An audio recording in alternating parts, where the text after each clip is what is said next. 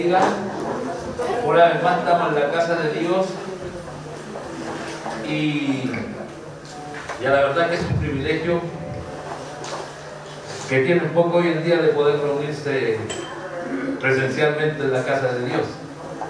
Ya muchos quisieran hacerlo, pero bueno, Dios nos dio el privilegio de ser nosotros los afortunados, y creo que en toda Asturias somos una de las iglesias que nos congregamos presencialmente.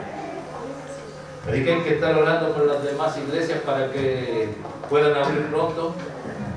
Vuelvo a insistir, no es lo mismo a través de Zoom que presencial, porque somos de pie, y pedir para que las demás iglesias también ya vayan abriendo ya. Está complicada la cosa, pero para Dios nada es imposible. Quiero compartir un pasaje de Escritura antes de comenzar. Juan nos hablaba el domingo sobre el Cristo que vino pacíficamente, en paz, ese Cristo que vino como hombre, y después cómo se le aparece a Juan en la isla de Patmos. Pero yo quiero leer la parte donde ya viene, no como un hombre de paz, sino que viene como el guerrero, como el gran Señor, como el yo soy, como el Rey de Reyes y Señor de Señores. Amén. Voy a leer Apocalipsis capítulo 19, versículo 11 en adelante. Dice: entonces vi el cielo abierto y aquí un caballo blanco, y el que lo montaba se llamaba Fiel y Verdadero, y con justicia juzga y pelea. Sus ojos eran como llamas de fuego, y había en su cabeza muchas diademas, y tenía un nombre escrito que ninguno conocía sino él mismo. Estaba vestido de una ropa teñida en sangre, y su nombre es el Verbo de Dios. Y los ejércitos celestiales, en donde venimos nosotros también con ellos, vestidos de lino finísimo, blanco y limpio, le seguían en caballos blancos. De su boca sale una espada aguda para herir con ella a las naciones. Y él la regirá con vara de hierro, y él pisa el lagar del vino del furor y de la ira del Dios Todopoderoso. Y en su vestidura y en su muslo tiene escrito este nombre: Rey de Reyes y Señor de Señores. Y esa es la esperanza que todo cristiano debe tener: el regreso de nuestro Señor Jesucristo. Todos tenemos que creer en que Cristo viene, y como están los tiempos, yo creo que viene más pronto que tarde. Amén. Amén. Amado Dios y buen Padre Celestial, en el nombre de Jesús, vamos en esta mañana delante de tu presencia, Señor. En primer lugar, para darte las gracias, Padre. Gracias porque tu palabra es fiel y verdadera, Señor. Y como iglesia, Padre, también nos unimos a aquellos que claman: ven, Señor Jesús, ven. Te esperamos, Señor. En nuestra esperanza de que un día vendrás por nosotros, Señor. Padre, gracias. Gracias por el privilegio que nos das de poder estar en tu casa de oración, de compartir con los hermanos, Señor. Gracias, Padre, porque tú estás en medio nuestro a través de tu Espíritu Santo. Y en esta mañana una vez más queremos darte toda la gloria, toda la honra y toda la alabanza, porque solo a ti te pertenece, Señor. Gracias, Padre, porque a través de la Escritura podemos ver tu faceta de paz, Señor. Esa paz que llenó nuestro interior, Señor. Esa paz que cuando te conocimos, Señor, vino a nosotros, Señor, de una forma especial, Padre. Pero también tu palabra dice: ya cuando vengas, Señor, a imponer tu reino aquí en la tierra, Señor, ya no vienes con esa paz, sino que vienes a ocupar tu lugar que te pertenece. Amén. Vienes como Rey de Reyes y Señor de Señores. Señor, y no habrá nadie que pueda resistirse a tu presencia, Señor. Amén. Gracias, Cordero, porque con nosotros actuaste con amor, Señor, y fue el tiempo de la gracia, Señor, en el cual te hemos recibido, Padre. Señor, permite que sean muchos más los que alcancen, Señor, este beneplácito de la gracia, Señor, y puedan conocerte, Señor, y recibirte antes de que tú vuelvas, Señor, como el Rey de Reyes y Señor de Señores. Padre, gracias. Gracias por cada uno de mis hermanos aquí presentes. Gracias por los hermanos que están a través de la pantalla, Señor, y que no pueden reunirse por distintas circunstancias, Señor. Tú conoces cada corazón. Padre, gracias. Señor, y seguimos clamando, seguimos pidiendo por nuestro pastor, Señor. Señor, ya pronto estará con nosotros, Señor, porque tú estás trabajando en esa espalda, Señor. Tú estás trabajando en esa hernia, Señor. Padre, pero los tiempos son tuyos, Señor. Pero por fe, la fe que Él tiene también, nuestro pastor, Señor, se ha puesto. Y quizás en 2 semanas más esté aquí, Señor. Y damos gracias por ello, Señor, porque va a ser tu mano de misericordia, tu mano de sanidad, la que estará actuando en Él. Bendecimos también a Enol y a Eli, Señor, en ese viaje que van a hacer a Barcelona, Señor. Y bendecimos al pequeño Jan, que hoy cumple 1 año más de vida, Señor, gracias a ti, Señor. Bendícelo, Señor, guárdalo, Señor. Y bendice a cada uno de mis hermanos, Señor. Y danos la fuerza en esta hora, Señor, para alabar, bendecir y glorificar tu nombre. Alzaremos nuestras voces, Señor, para llevar un cántico de adoración que llegue hasta tu misma presencia, Padre. Señor, recibe la adoración como un perfume grato delante de ti. Gracias, Señor, en el nombre de Jesús. Amén y amén. Gracias, Señor. Muchos de aquí somos extranjeros. Venimos de países, la mayoría sudamericanos. Y es verdad que mientras cantábamos, yo estaba orando por Oviedo, por la ciudad en la cual actualmente resido. Pero se me vino a la mente que en mi país de origen, que Chile, hay revueltas, como está sucediendo en Perú, en Argentina, está sucediendo en Ecuador, en muchos países sudamericanos. Porque esta pandemia está trayendo una consecuencia grave, que es el hambre. Y la gente con hambre no tiene paz. Pero nosotros somos un pueblo que podemos orar al Rey de la Paz. Y yo te invito a que oremos en este instante y alza la voz por tu ciudad de origen, por tu país de origen, que son países que están pasando lo mal. Aquí dicen que, bueno, para acá, para Europa, ya es un mundo desarrollado, pero en Sudamérica todavía vivimos en época subdesarrollada, que es donde hay más pobreza. Y yo quiero orar por eso, quiero orar por mi país, tú por tu país en la oración,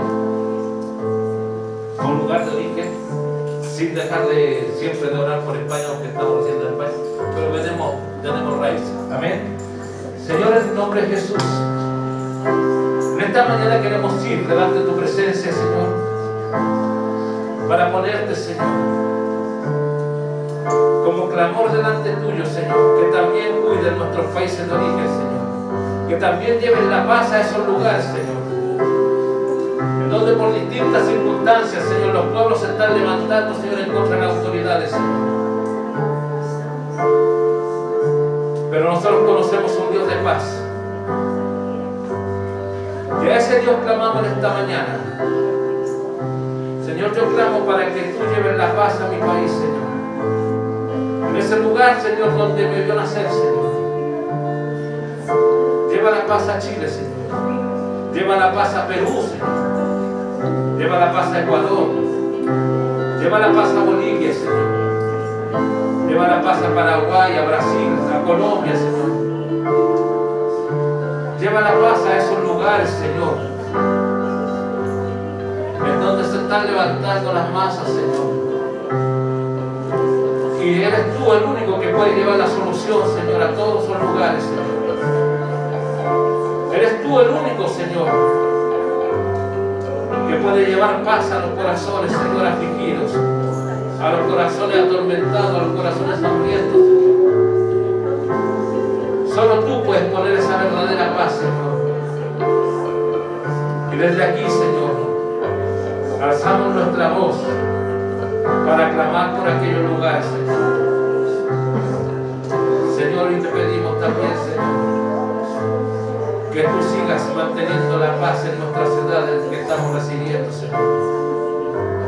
Gracias, Señor, porque tenemos el privilegio de vivir en lugares, Señor, de tranquilidad. Gracias, Padre, porque tú, Señor, miraste para nosotros, Señor. Pero tenemos familiares, tenemos amigos que están en esos lugares, Señor. Y te pedimos desde aquí a la distancia que tú los cubras, Señor. Cúbrelos, Señor, tenlos bajo tu cobertura, Señor. Padre, gracias. Gracias porque hemos clamado a aquel que es Rey de la Paz. Pero también vimos en el devocional que un día vendrá como el guerrero Jesús. Te adoramos, te bendecimos, te glorificamos, Señor. En el nombre de Jesús. Amén y amén. Gracias, Señor. Tome su asiento nomás.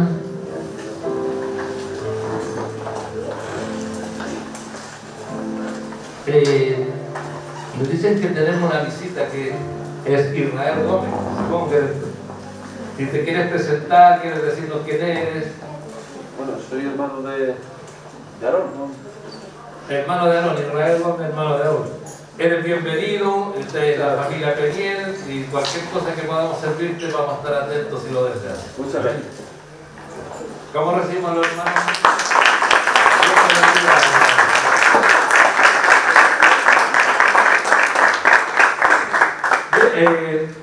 Antes de que nuestro hermano Aarón comparte el mensaje, tenemos unos avisos. Tiene un aviso de Matilde. El 12 de diciembre hay un congreso de oración, creo que es. Pero se va a estar orando, es vía Zoom. Se va a estar orando de 11 a 12. Y de 12 a 1 va a haber una prédica, 12 de diciembre, para que vayas guardando esas fechas. Y va a ser un servicio de oración de los que se interesan por la oración. Acuérdense, 12 de diciembre, de 11 a 12 es un seminario y de 12 a 1 un mensaje enfocado en la oración. Y tengo también por aquí a Verónica, que me dijo Gustavo que ella va a pasar el aviso de la cajita. Estamos pronto ya. Bueno, ella va a dar la fecha cuando se va a estar recogiendo las cajas. Voy a decir algo. Hagamos todo el esfuerzo, los que estamos aquí presentes, de hacer una cajita.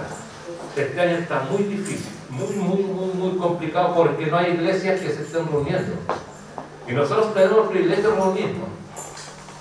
Y si no hay iglesias reuniéndose, es muy complicado poder pedirle a la gente que haga cajitas a través de internet. Es muy difícil.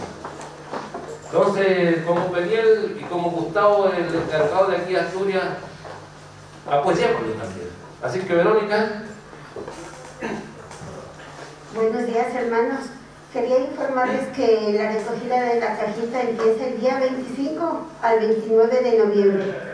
Y si tienen algún problema de no hacer por la cajita, se puede hacer online. Cuesta 25 euros, está incluido los 7 euros de envío. Así que se les pide la ayuda para enviar una cajita y que un niño más sea más feliz. Y nada más, que esperamos la cajita de ustedes. ¿Qué día entonces, Verónica? La recogida. Del 25 al 29 de noviembre la recogida. ¿De qué hora? De 6 a 9 de la tarde. De 6 de la tarde a 9 de la noche. ¿Vale? Y si no pueden a esa hora, tenemos muchos números de teléfono para que llamen. O sea, facilidades hay. Hay.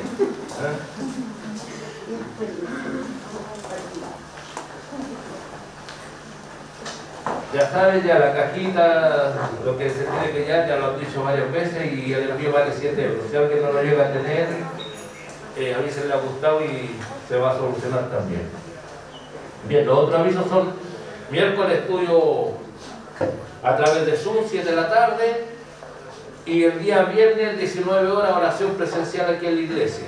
Hay un grupo fiel que sigue orando, Siguen clamando todos los viernes, a pesar del frío, están aquí. Y damos gracias a Dios porque hay estufa. Voy a pedir a nuestro hermano Aarón que trae el mensaje, que pase a este lugar, nos comparta la palabra. Mientras viene Aarón, yo le voy a pedirle que ustedes saben dónde está la cajita y va a dar nuestros diezmos y nuestra ofrenda. Está la cajita, ¿vale? Así que Aarón. Hola, hola. Vale. Gracias, hermano. Pues muy buenos días. Otra vez, buenas tardes ya. Bueno, pues damos gracias al Señor por este día y doy gracias también a Moncho por la confianza una vez más de permitirme estar con vosotros aquí. Voy a hablar hoy de un tema que espero poder comunicarlo con la misma pasión que yo lo vivo y que lo he vivido durante años. Voy a hablar del libro de Romanos. El libro de Romanos es la epístola, se le reconoce como la epístola más importante de toda la Biblia, más que nada porque es un compendio, es un resumen de la doctrina cristiana. Y Pablo lo hace, envía esta carta a Roma. Él tenía muchas ganas de ir a Roma, pero estaba preocupado con que la gente no se desviara de la doctrina, porque eran judíos conversos, pero estaban en Roma, estaban en un lugar donde confluían muchas corrientes ideológicas, y para Pablo era importante que ellos entendieran muy bien en qué consistía la obra de Cristo, en cómo nosotros accedíamos a los beneficios de la obra de Cristo. Entonces voy a hacer un pequeño recorrido, más que una predicación, va a ser tipo enseñanza, algo que no suelo hacer, pero creo que aquí merece la pena. Y voy a hacer un recorrido a través de algunos conceptos que encontramos en el libro de Romanos, que si entendemos el significado de esos conceptos, vamos a entender la obra de Cristo para nosotros. Y si logro mi objetivo, vamos a terminar esta predicación con un mayor nivel de paz y de convicción de lo que Cristo ha hecho por nosotros. Vamos a reducir nuestro nivel de ansiedad. ¿Tienes ganas? Amén. Vale, los primeros 3 capítulos del libro de Romanos son demoledores. Los primeros 3 capítulos del libro de Romanos, Pablo comienza de la misma manera que comienza un doctor a darte un diagnóstico. Vosotros sabéis que no hay peor enfermo que el que no se siente enfermo, el que no se quiere reconocer enfermo, ¿verdad? Entonces Pablo dedica 3 capítulos completos a explicar algo, que todo el mundo está bajo pecado. Ahora, esa es una de las cosas que tenemos que definir. La última vez que prediqué aquí, expliqué que pecar es fallar el blanco, ¿no? En su raíz etimológica es que yo tiro una flecha a una diana y en vez de darle la diana, pues le pego fuera, ¿verdad? Eso es errar, pecar. Pero con este concepto de errar el blanco puede parecer que es una cosa no intencional, pero lo que nos enseña en Romanos es que sí es algo intencional. Es que el hombre, a pesar de que en su conciencia le marca unas directrices, o a pesar de que en el caso de los judíos, por ejemplo, ellos tengan la ley, de todos modos ellos, de su propia voluntad, eligen comportarse de forma diferente, eligen establecer sus propias normas, eligen caminar sus propios caminos y decidir por sí mismos lo que es justo y lo que no es justo. Algunas personas piensan, bueno, es que de todos modos yo también hago cosas buenas, ¿no? Es como una balanza. Hago algunas cosas buenas y hago algunas cosas malas, y bueno, pues eso tiene que servir. Y yo te pregunto, ¿en tu matrimonio serviría eso? Oye, vale, es cierto, hay algunos días que te soy infiel, pero también hay algunos días que te soy fiel. No todo es malo, más o menos estamos equilibrados.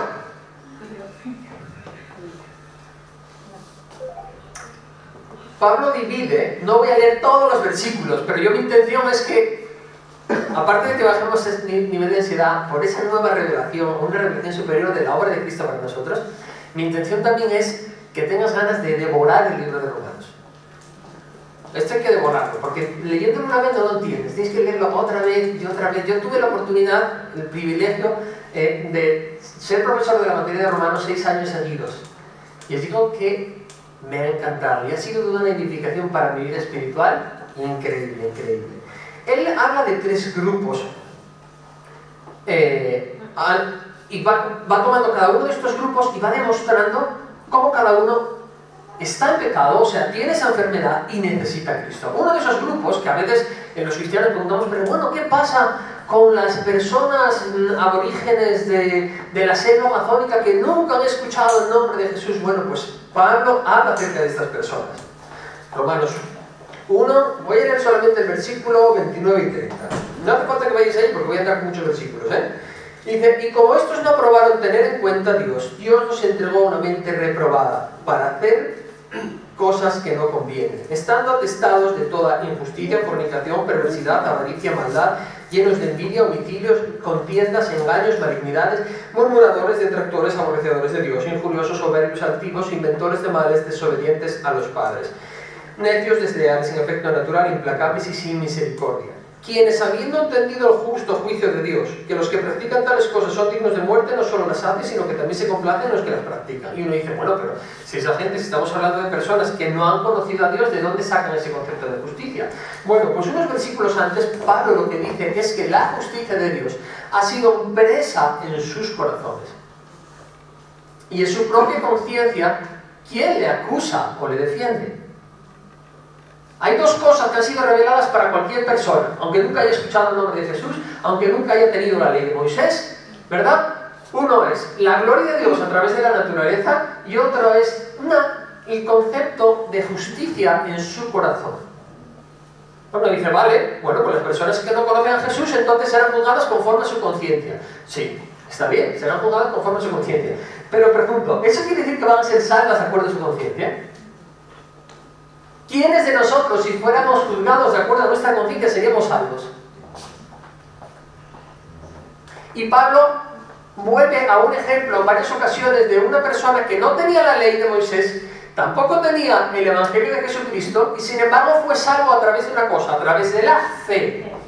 La fe. ¿De quién habla? ¿El ladrón? De Abraham. El ladrón tenía la ley, incluso había conocido a Jesús.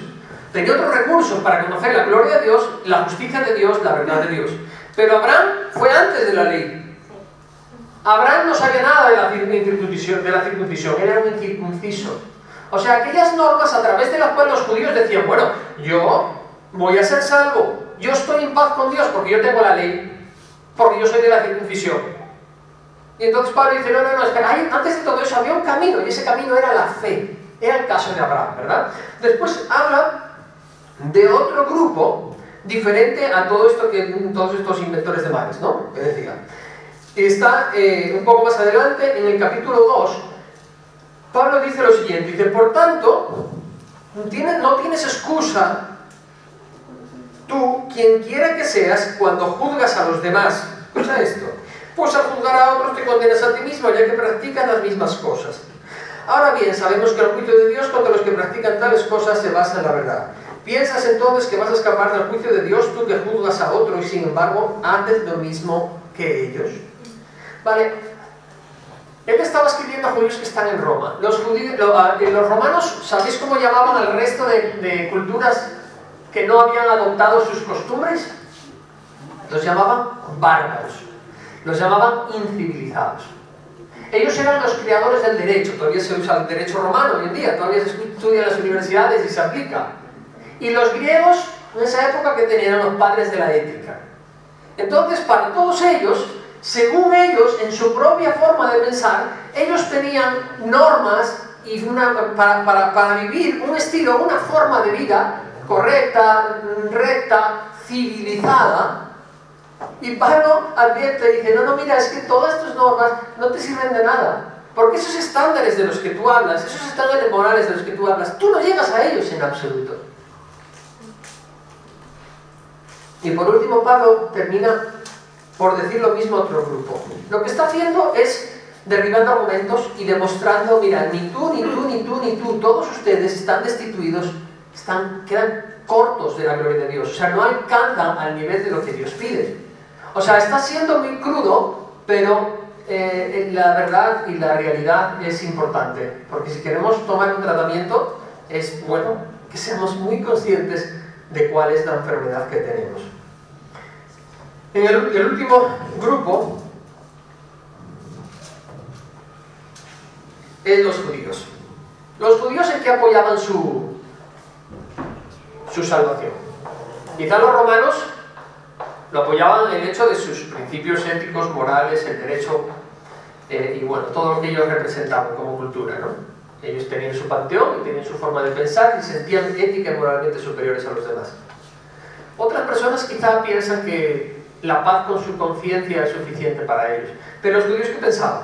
Soy hijo de Abraham, tengo la tradición, tengo la circuncisión, a nosotras nos fue dada la ley. Y entonces Pablo como judío, les pega un buen rapapolvo. Dice así: he aquí tú tienes el sobrenombre de judío y te jactas de tu relación con Dios, que conoces la voluntad, su voluntad, y sabes discernir lo que es mejor porque eres instruido en la ley.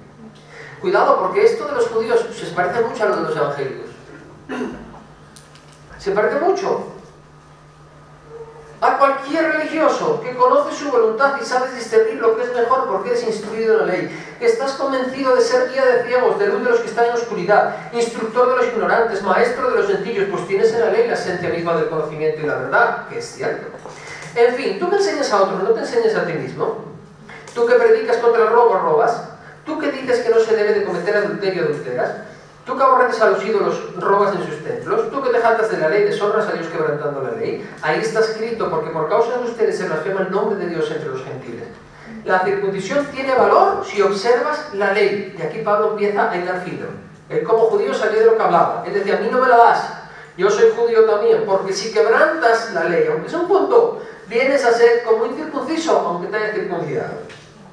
Por lo tanto, si los gentiles cumplen los requisitos de la ley, no se les considerará como si estuvieran incircuncidados.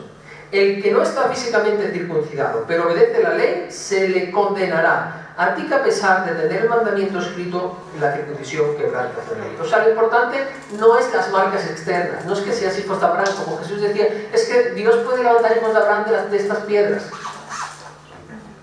Lo exterior no hace a nadie judío, ni consiste la circuncisión en una señal en el cuerpo. El verdadero judío lo es interiormente. La circuncisión es la del corazón, la que realiza el espíritu, no el mandamiento escrito. Que es judío, así lo alaba Dios y no la gente. Dios y no la gente. ¿Por qué? Porque los judíos tenían una estética muy buena.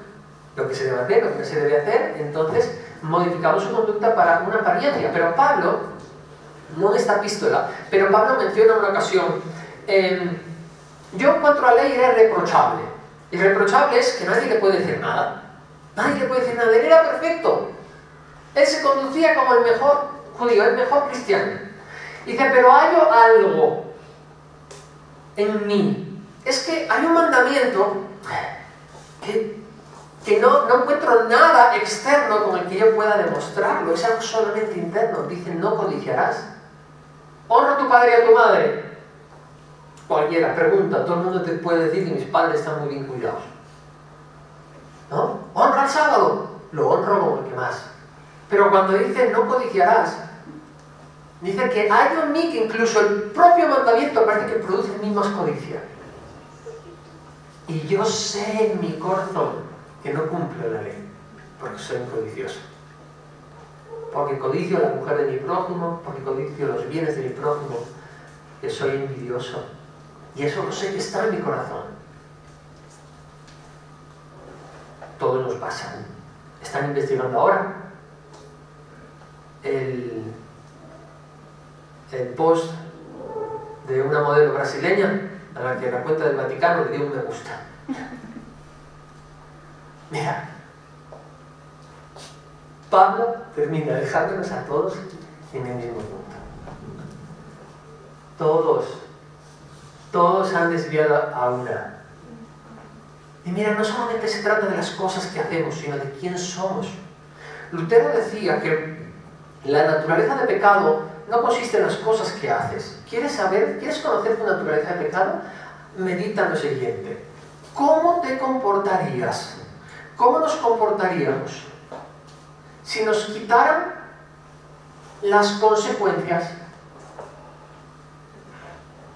de nuestro comportamiento y también nos quitaran el amor al premio? Porque portarnos bien tiene también sus ventajas. Ser íntegro, ser honesto y todas estas cosas tienen ventajas en todos los aspectos. Pero si no tuviera ninguna ventaja, te quitaran todas las consecuencias, ¿cómo te comportarías? Ahí se evidenciaría el pecado. Lo que somos nosotros en nuestra naturaleza. Entonces Pablo está tratando de decir, vale, este es el problema. El ser humano necesita ser redimido. Para ello Dios trae en Jesús perdón. Ahora, ¿qué es perdón? Imagina que yo te pido 50 euros y no te los devuelvo. Y cada domingo cuando te veo te digo, hermano, perdóname, mira, me ando complicado, pero te los voy a devolver. Yo llega un momento que voy a decir, mira, ¿sabes qué? No pasa nada, ¿no? En serio, no me los devuelvas. ¿Qué estás haciendo? Me estás perdonando la deuda.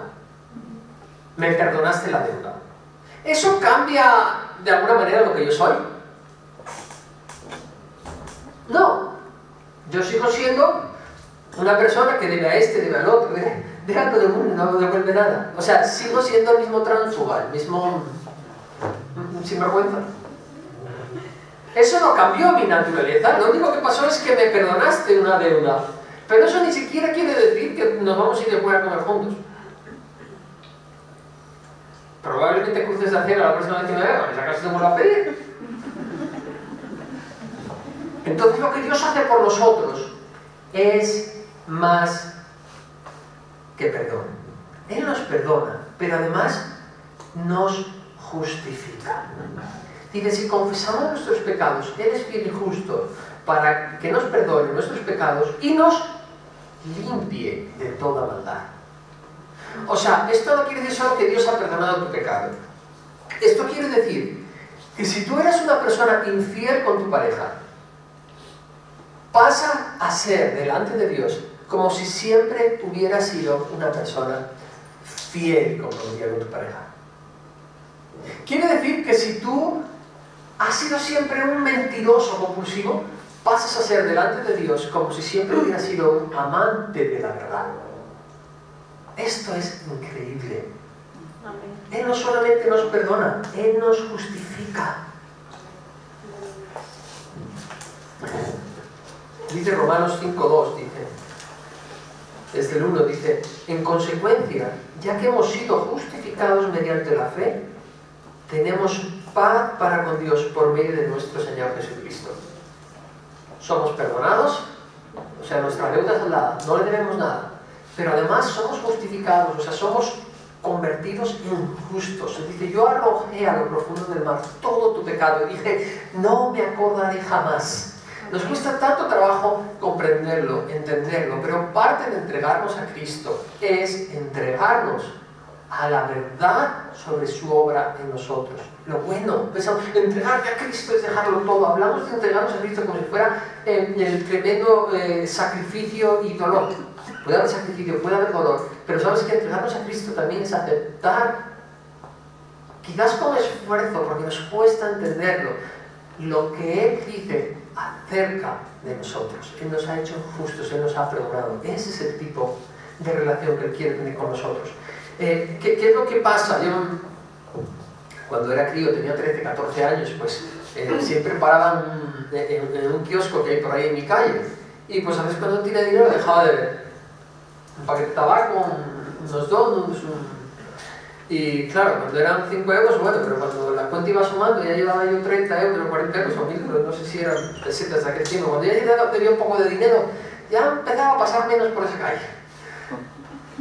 Y rodeaba, con tal de no ver, me asomaba a ver si está abierto o cerrado, porque cuando hay una deuda, pues la relación se vuelve un poco más incómoda hasta que consigues pagar la deuda. Cuando la deuda está saldada, entonces ya volvemos a ser amigos. El propósito que Dios tiene con la justificación es la reconciliación. La reconciliación es su propósito. Es lo que Él quería lograr. Hay una escena en el libro de Éxodo cuando todo el pueblo es llamado a subir a la montaña a encontrarse con Dios. Y el pueblo le dice a Moisés, no, mira, sube tú, que a nosotros que está en lo de la nubecita y todo eso nos da un poco de campero. No, mejor sube tú y después tú ya nos cuentas. Pero Dios quería una relación con todos ellos. Cuando Dios sacó al pueblo de Egipto, lo interesante no era salir de Egipto por salir de Egipto.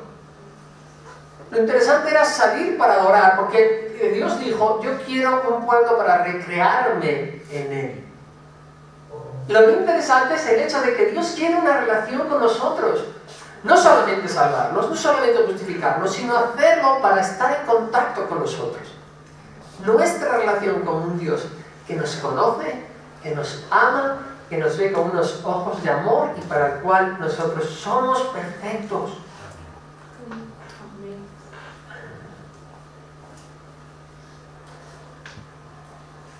¿Y cómo dice? Somos justificados pues por la fe. Pues el hombre hasta ahora no ha hecho nada. Nada. De modo que si alguno está en Cristo, nueva criatura es. Las cosas viejas pasaron y todas son hechas nuevas. Y todo esto proviene de Dios, que nos reconcilió consigo mismo por Cristo y nos dio el ministerio de la reconciliación. O sea, ¿cuál es el propósito de Dios? Reconciliarse con nosotros. Y cuando nosotros ya estamos en reconciliación con Dios, dice, mira, ayúdame con esto. Quiero más personas. Quiero relacionarme con más personas. Entonces el Evangelio no es convencer a las personas de que son pecadores, ¿verdad? Eso es hablar del problema.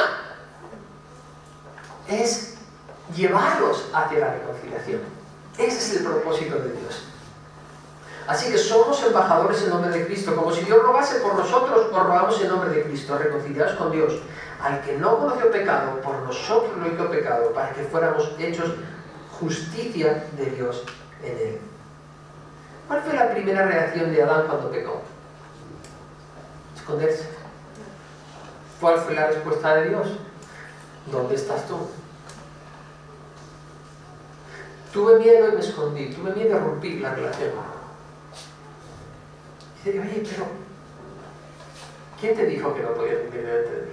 ¿Quién te dijo que estabas escondido? El primer engaño que el enemigo va a tener con nosotros es convencernos de que no podemos estar en la presencia de Dios, de que no somos suficientes para dirigirnos a Él, de hecho de otra manera, de que la obra de Cristo no es suficiente para ti. Otros sí, pero es que tú no sabes lo que yo. Yo soy muy rebelde. A mí me gusta predicar de esto, porque yo sé que yo he pecado, soy más pecado que vosotros. Bueno, yo no sé tus pecados, pero como os veo amigos.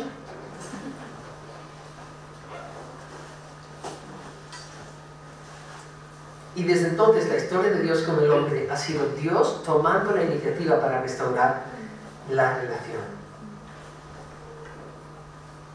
Salvos, justificados, reconciliados con Dios. Vamos al capítulo 7. Porque ahora Pablo comienza a hablar de un problema. Y un problema que probablemente tú hayas sentido, porque dices tú, vale, vengo a Cristo, el Señor me perdonó, el Señor me justificó y he entrado en una relación con Él.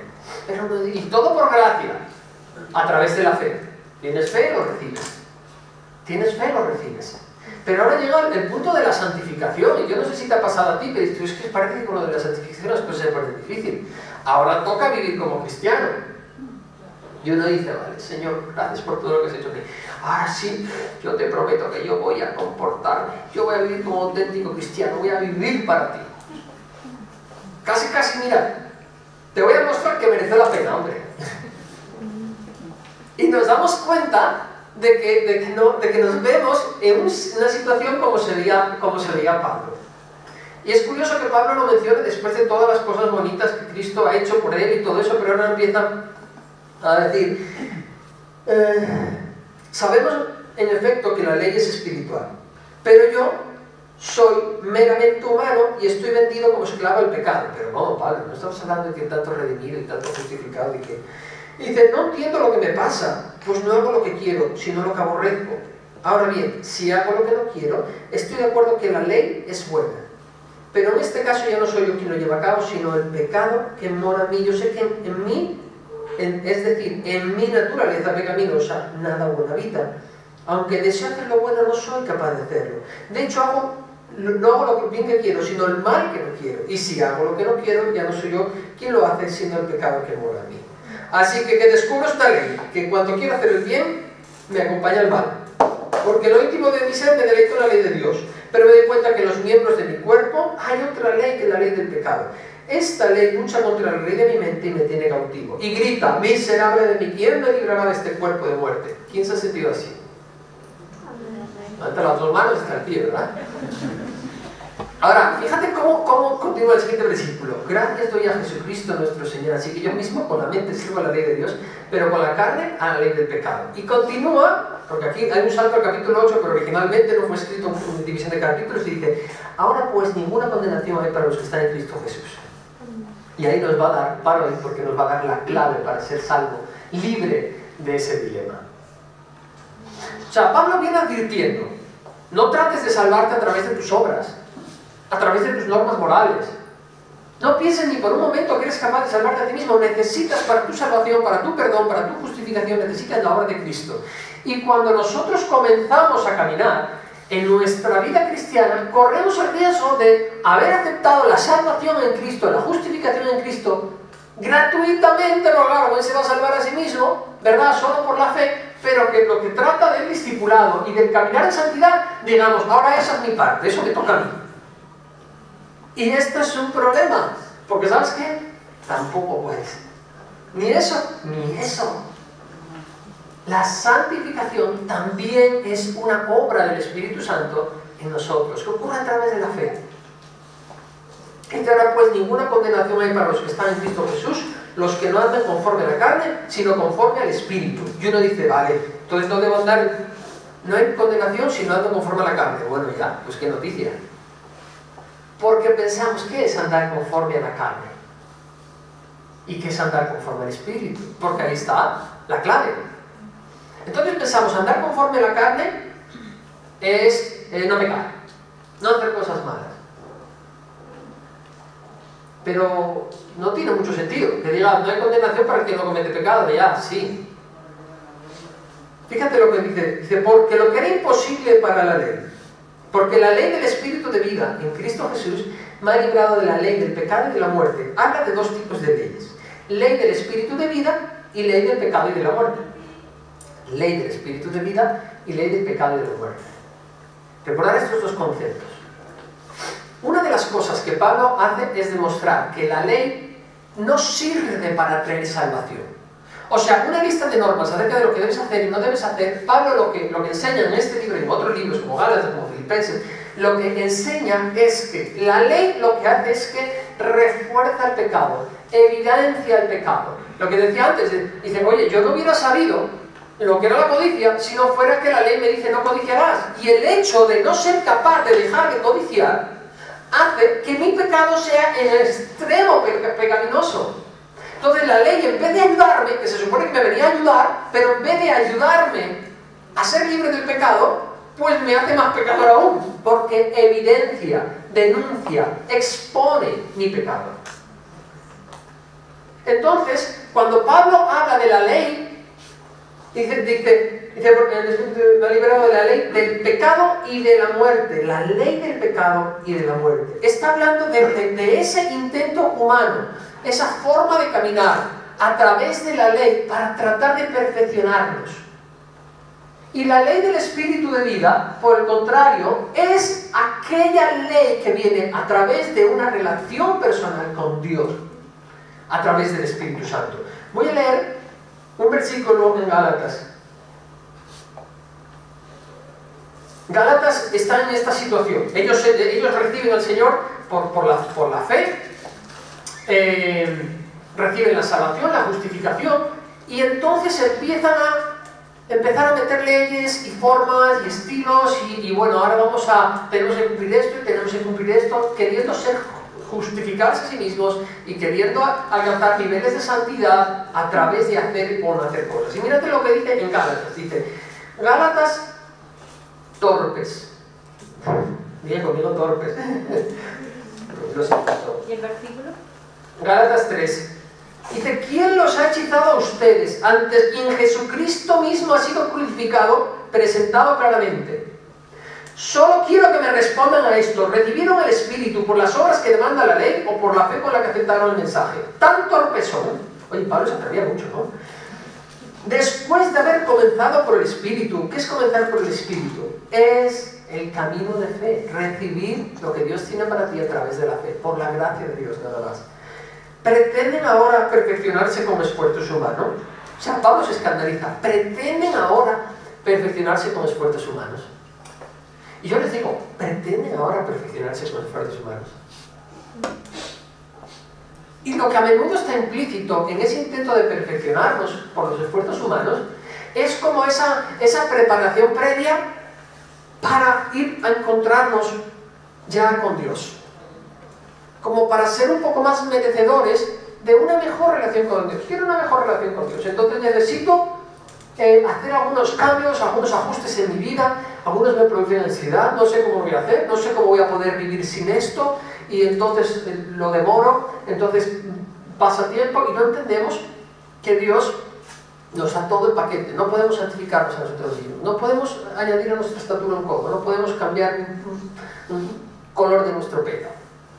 Solamente tenemos la oportunidad de decir, Dios, yo recibo de ti lo que tú quieres darme, una relación contigo. Y es en base a esa relación, esta gracia en la cual estamos firmes, que dice Romanos que hemos sido introducidos a esta gracia en la cual nos mantenemos firmes.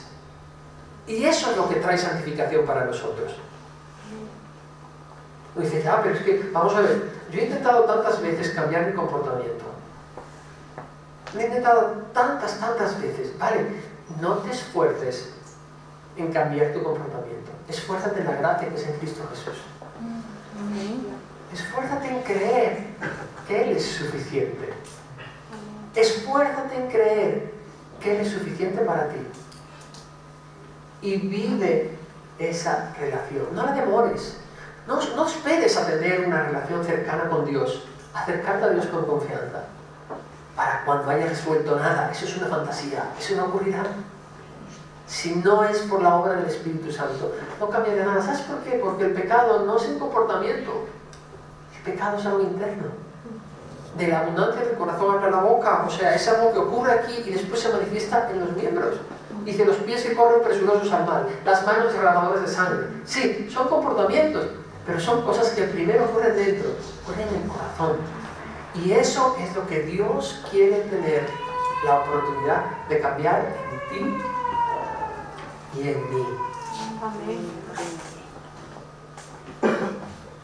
Porque la gracia de Dios se ha manifestado para salvación a todos los hombres, enseñándonos, ¿qué es lo que nos enseña la gracia de Dios? Que renunciando a la impiedad y a los deseos mundanos, vivamos en este siglo sobria, justa y piadosamente.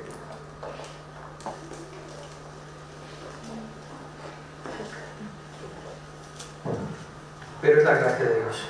Dice Romanos 6, 14, dice, porque el pecado no se enseñoreará de vosotros, pues no estáis bajo la ley, sino bajo la gracia. No están bajo la ley, sino bajo la gracia. Y él usa una analogía, porque él dice que estamos muertos al pecado. ¿Qué dice que estamos muertos al pecado? Yo tenía una confusión tremenda. Yo bien muerto, desmuerto, nada, yo estoy vivísimo. A mí casi todos los pecados me llaman la atención. Yo no estoy muerto, un muerto no reacciona.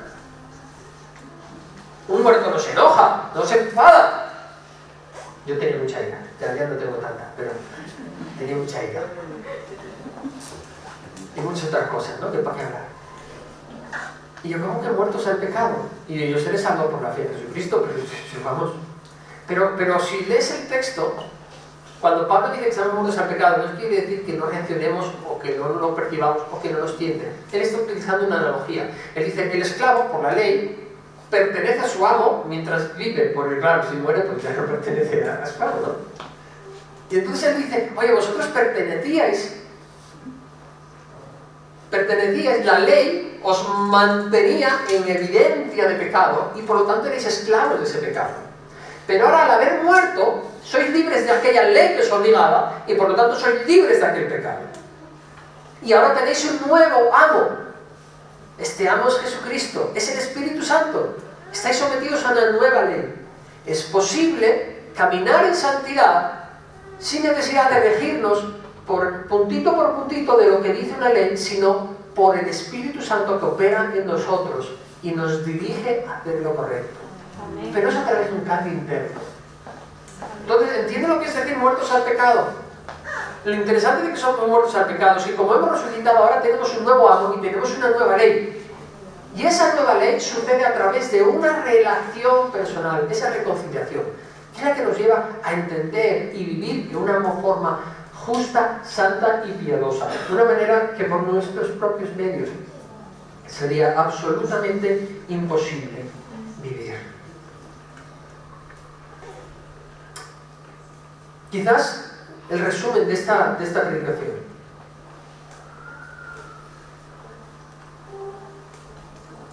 sea que debemos preocuparnos más por estar expuestos a la gracia que por los expuestos que podamos estar al pecado. Si en algún área de mi vida yo me doy cuenta de que no estoy comportándome y viviendo como un discípulo de Jesucristo, yo no necesito dejar de hacer cosas. Yo la primera cosa que necesito es exponerme a la gracia de Jesús. Así tal como estoy, con toda la cara dura del mundo. Siendo todo lo descarado que podamos ser. Porque el amor de Dios en Cristo Jesús es lo más increíble que jamás podríamos haber imaginado. Y ella sabe que solo no puedes. Ese concepto de ven tal como estás. Pablo se preocupa en muchas cartas. Por favor, no intenten agradar a Dios a través de esfuerzos humanos. Ustedes han muerto al pecado, han resucitado con una nueva naturaleza. Vivan una relación con Dios a través del Espíritu Santo. Y eso es lo que a ustedes va a ser posible. Que vivan en santidad, que caminen en santidad. Y cuando caigamos, el esfuerzo es el mismo. Vuelve a ser el mismo todas las veces. Una relación con Dios, porque es lo que Él ha deseado desde el principio. No podemos invertir los tiempos. No es primero cambio y después voy a Cristo. No. La pregunta no es qué tan expuestos estamos al pecado. La pregunta es qué tan expuestos estamos a la gracia. Porque ahí es donde hay verdadero poder. Más que en el pecado. Más que en el pecado.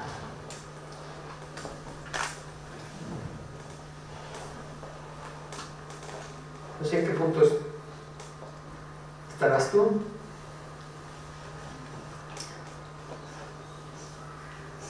Veo casi todos los que estamos aquí, yo los conozco, os he visto muchas veces aquí ya. Entonces sé que somos conscientes de que el hombre necesita salvación y que Jesús es la respuesta para ello. Amén. Y si nos estás viendo a través de las redes sociales y tienes duda acerca de esto, yo te invito a probar. Te invito a acercarte a Dios, a abrirle tu corazón. Y vas a descubrir un Dios que no te juzga, un Dios que no pretende controlarte a través de normas, un Dios que te capacita de una manera increíble para vivir en una relación perfecta con Él. Amén. Aleluya. Y es para todos nosotros, es para todos nosotros. Habiendo comenzado por el Espíritu, que es por la fe, no podemos terminar por la carne. ¿Qué significa? Esforzándonos a través de esfuerzos puramente humanos. Esfuérzate en la fe, esfuérzate en la gracia. ¿Oramos?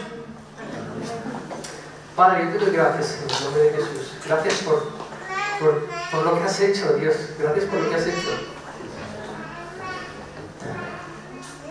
Gracias por lo que has pensado en todo. Te pedimos, Dios, que nos ayudes a ver lo maravilloso y lo increíble que es. Y ayúdanos a no perder el tiempo tratando de demostrarte cosas o tratando de mostrarnos cosas a nosotros mismos, y que lo que hagamos es rendirnos sin más a ti, Señor. Ayúdanos, Dios, porque tenemos esa tendencia a querer demostrar o pensar que quizás tú no lo recibas. Señor, hoy queremos acercarnos a ti tal como estamos. Todos los fallos que tenemos, todas las dudas que tenemos, todo el lío que a veces tenemos en la cabeza, todo lo traemos delante de ti, Señor. Y sea como sea, queremos tener una relación contigo. Espíritu Santo, obra en nosotros.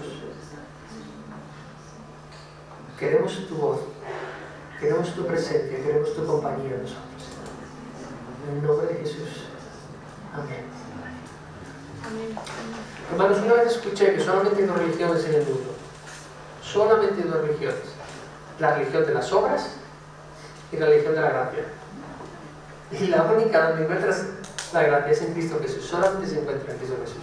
Lo otro son todo formas para alcanzar o el nirvana, o el paraíso, o la salvación, estrategias humanas. Pero la gracia que es en Cristo Jesús solamente la encontramos en Cristo Jesús, que es gratis para nosotros. Y es lo que realmente va a transformar nuestra vida. Amén. ¿Amén? Amén. Dios les bendiga. Gracias, Aarón. Y miércoles estudio bíblico aquí presencial, 7 de la tarde. Y viernes oración, viernes oración presencial aquí, 7 de la tarde. Nos vemos el próximo domingo. Dios los bendiga. Amén.